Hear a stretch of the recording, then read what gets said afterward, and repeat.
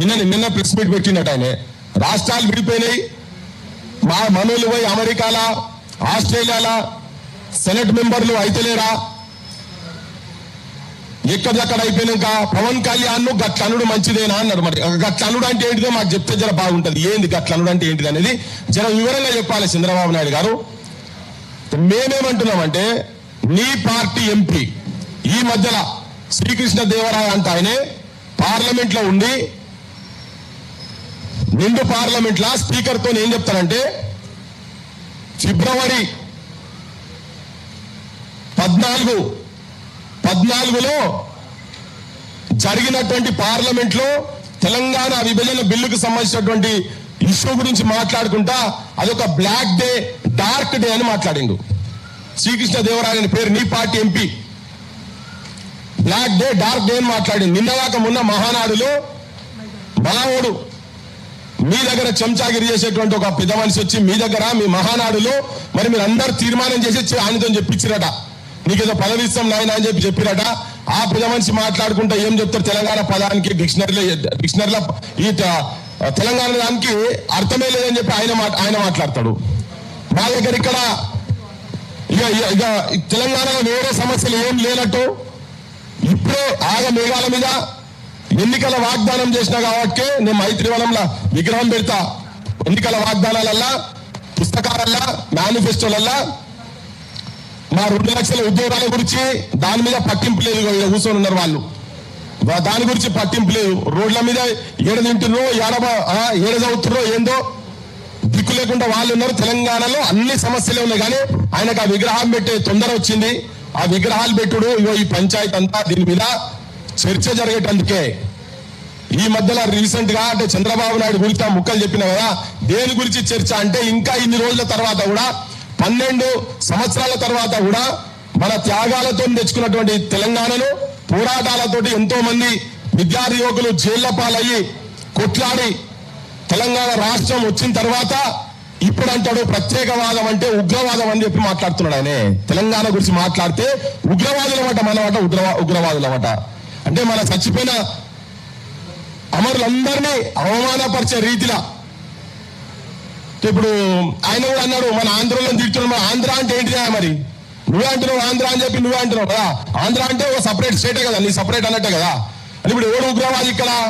మన ప్రధానమంత్రి కాశ్మీర్కి పోతాడు, కాశ్మీర్ సాల్వ కప్పుకుంటాడు, కాశ్మీర్ టోప్ పెడతాడు, డ్రెస్ వేస్తాడు, పంజాబ్ పోతాడు, పైడి కడతాడు, ఏ స్టేట్ పోతే ఆ స్టేట్ గురించి మాట్లాడతాడు. భారతదేశం అంటేనే విభిన్న సంస్థలు అన్ని కలిపి ఒక దగ్గరకు వచ్చి కూర్చున్నది. భాషలు, సంస్కృతులు, దేవతలు, వాళ్ళ జీవన విధానము, పద్ధతులు ఒక్కొక్క దగ్గర ఒక్కొక్క తీరుగున్నాయి. అన్ని కలుపుతూనే ఒకటే యూనియన్ ఆఫ్ స్టేట్. సో మేము హైదరాబాద్ కల్చర్ వేరు, హైదరాబాద్ జీవన విధానం వేరు. మేము ఇక్కడ నిజాం పాలనలో ఉండే, మీరు మద్రాస్ ప్రెసిడెన్సీ కింద మీరుండే మీ పద్ధతులు వేరు. మీరు మేము కలిసేటప్పుడు మీ దగ్గర 23-24% లిటరసీ రేట్ ఉండే, మా దగ్గర 3% లిటరసీ రేట్ ఉండే తెలంగాణలో. మా ఉద్యోగాలను మీరు కొల్లగొట్టిండ్రు. ఇవాళ నేను కొంచెం డీటెయిల్ గా కూడా ఎందుకు చెప్పాలంటే చాలా ఒక విష ప్రచారం జరుగుతా ఉన్నది. మనల్ని ఉగ్రవాదులతోటి పోల్స్తున్నారు. మనకు జాతీయవాదం ఉండదుగా అని చెప్తాడు ఆయనే. జనగణమన పాట మీరు వాడా అంటారు వాళ్ళు. అంటే ఎంత మన మీడియా కూడా మొత్తం వాళ్ళ చేతుల్లోనే ఉన్నది. ఎంత దుష్ప్రచారం చేసే ప్రయత్నం ఎట్లా జరుగుతున్నది? ఎందుకు 12 సంవత్సరాల తర్వాత మళ్ళెందుకు తెలంగాణ అంటే ఎక్కడ ఏ కూడలి కాడియాలో చూసినా, ఏ పెద్ద మనుషులను చూసినా, ఏ జెన్జీ బ్యాచ్ ఏడ చూసినా తెలంగాణ మీద చర్చ జరుగుతా ఉన్నది. లాస్ట్ వారం రోజుల నుంచి సీరియస్ చర్చ జరుగుతా ఉన్నది. దీని పుట్టిగా ఆజ్యం కాలేదు. తెలంగాణ వచ్చిన తర్వాత కొంతమంది మాట్లాడుతున్నారు బాలసుబ్రహ్మణ్యం విగ్రహం పెడితే మీకు ఏమొచ్చిందా అంటున్నారు. అయిపోయి తెలంగాణ అయిపోయి కరెక్టే. మరి బాలసుబ్రహ్మణ్యం విగ్రహాలు ఎందుకు మాకు ఈ దగ్గర? ఒక కిరాయి గొంతు విగ్రహం మాకు ఇక్కడ ఎందుకు అని చెప్పి అడుగుతున్నాం. మా దగ్గర అంతకన్నా గొప్పలు కనుక లేకుండా ఉండేది ఉంటే ఆ విగ్రహాలను మేము గౌరవిస్తాం కావచ్చు. ఉంటే ఓవర్ నైట్ బిల్డప్ అయింది కాదు. ఈ వారం రోజుల్లో జరిగింది కూడా మొత్తం. రోషయ్య విగ్రహం పెట్టిరు.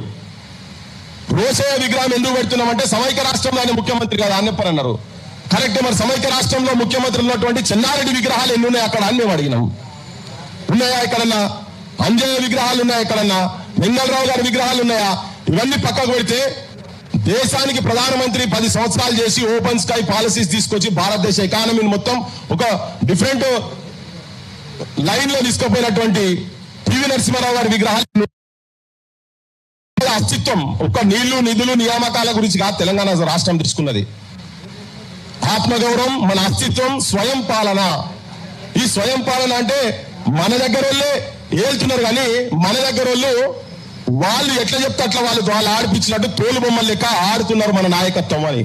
దీనికి ఉదంతం ఏంటంటే పార్లమెంట్ లో ఆంధ్ర ఆయనే మాట మాట్లాడినప్పుడు డార్క్ డే బ్లాక్ డే అని అన్నప్పుడు మన దగ్గర ఉన్న 17 మందికి 17 మంది ఎంపీలల్లా ఒక్కడు కూడా లేచి అరే ఎందుకు అట్లా అంటున్నావు అని అనలేదు. అన్నాడు ఎవరన్నా? ఒక్కడన్నా. 8 మంది కాంగ్రెస్ వాళ్ళు ఉన్నారు, 8 మంది బీజేపీ వాళ్ళు ఉన్నారు, ఒక ఆయన ఎంఐఎం ఆయన ఉన్నాడు.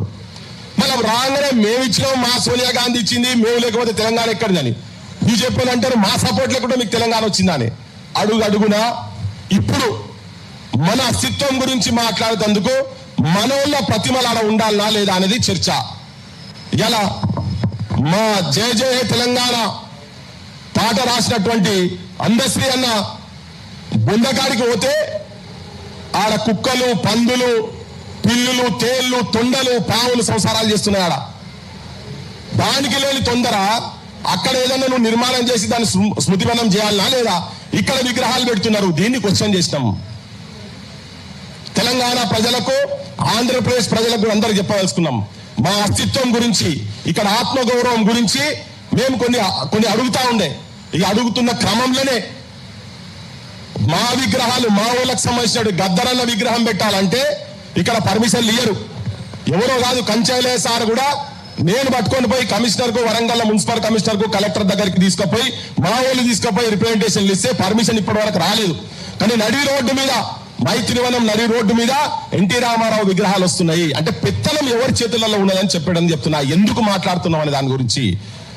ఎన్టీ రామారావు ఎన్టీఆర్ ఘాట్ ఇక్కడనే ఉన్నది. అక్కడికి వెళ్ళి కూతవేటి దూరంలో ఒక 4-5 ఎకరాలలో ఆయన ఘాట్ ఉన్నది. చుట్టుపక్కల బొచ్చడి విగ్రహాలు ఉన్నాయి, వందలాది విగ్రహాలు ఉన్నాయి. ఉన్న తర్వాత కూడా ఆయన మళ్ళా విగ్రహం ఆయన ఎందుకో మాకు తెలియదు. మరి ఆ సినిమా ఇండస్ట్రీ అదే పెద్ద మనిషి మొన్న పవన్ కళ్యాణ్ చెప్తున్నాడు, చెన్నారెడ్డి తోటే ఇక్కడికి సినిమా ఇండస్ట్రీ వచ్చిందంటే మరి చెన్నారెడ్డికి మీరు ఎక్కడైనా గౌరవం ఇచ్చిండ్రా? మా చెన్నారెడ్డికి ఎక్కడైనా మీరు గౌరవం ఇచ్చిండ్రా? చెన్నారెడ్డి విగ్రహం పెట్టొచ్చు కదా అక్కడ. లేదు, కళారంగానికి సంబంధించిన అనుకో పైడి జయరాజు అక్కడికి వెళ్ళి తీసుకొచ్చిన దాన్ని మరి పైడి జయరాజు విగ్రహం అలా పెట్టాలనా లేదా? లేదు, మా ప్రభాకర్ రెడ్డి గారిది 10 ఎకరాలైన సొంత భూమి ఇచ్చినటువంటి ఆయనది పెట్టాలనా లేదా? అంటే తెలంగాణ వచ్చిన తర్వాత కూడా ఇంకా తెలంగాణలో మనకు సంబంధం లేనటువంటి వాళ్ళ విగ్రహాల ప్రతిమలు చూపించి మనకు చరిత్ర లేదు అని ప్రపంచానికి చూపించడానికేనా ఇవి నిదర్శనాలు?